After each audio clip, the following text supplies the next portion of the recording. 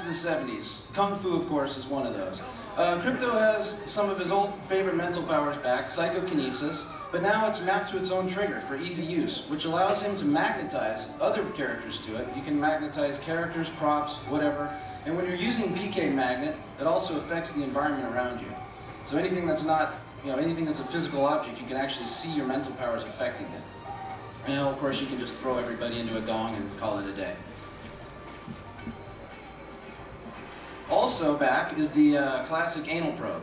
Now we've changed the anal probe a lot to make it easier to use, much easier to use actually. Now you can just hold down multiple probes to fire at one target, or sweep multiple targets all at once, and they each get a probe. So it's a lock-on, heat-seeking, fire and forget anal probe.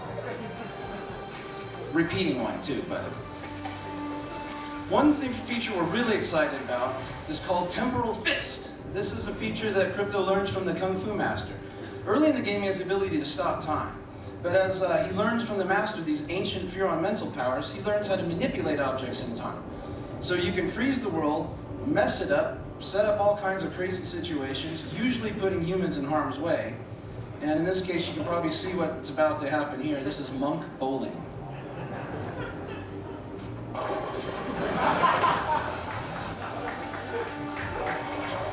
Another new weapon we've designed is really special in that it's interactive.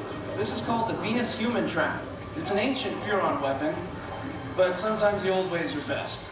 It can feed on its own, or you can feed it humans, cars, whatever.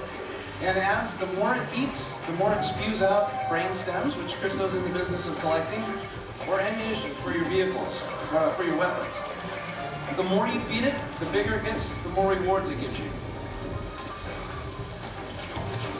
You can also use your ion detonators as sticky bomb. Decide when you want to detonate it. And because we've streamlined the controls, for the first time ever, you're allowed to use mental powers, hand weapons, and jetpacks simultaneously, which gives you a whole bunch of new freedom and new ways to destroy humans. And again, talking about the open sandbox gameplay, this feature really does let the player ask themselves, what could I do if I could just freeze the world, set up a Rube Goldberg type of situation, or whatever, throw things, put people in the middle of a bunch of cars, stack a bunch of cars to get to the top of a skyscraper and find something that we hide in the level for them, and then start time again just to see what happens.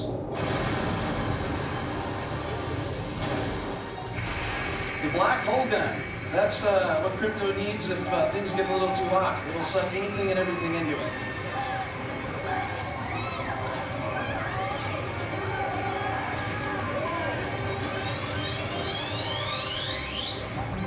And here you get a glimpse of some of the new enemies that Crypto's going to be facing in this game. It's a mysterious walking thing that we'll give you more details about later, but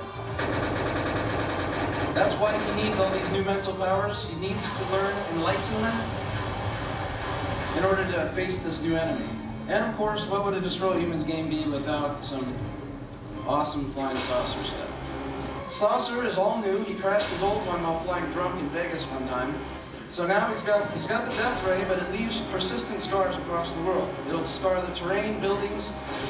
We call this high fidelity destruction because you get a lot of feedback as you're doing it. This is the new plasma cannon. It's great for strafing traffic.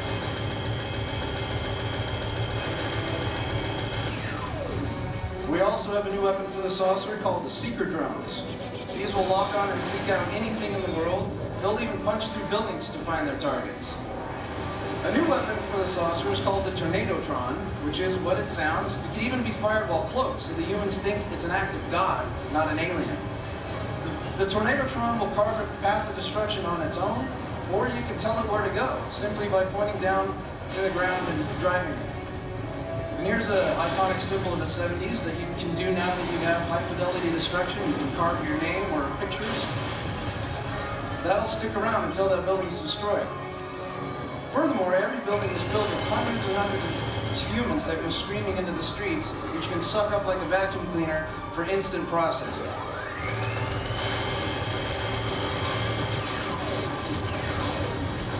Every building is fully destructible, and these buildings are now 30 and 40 stories high instead of 4 and 5 stories high. The cities are much more vertical now.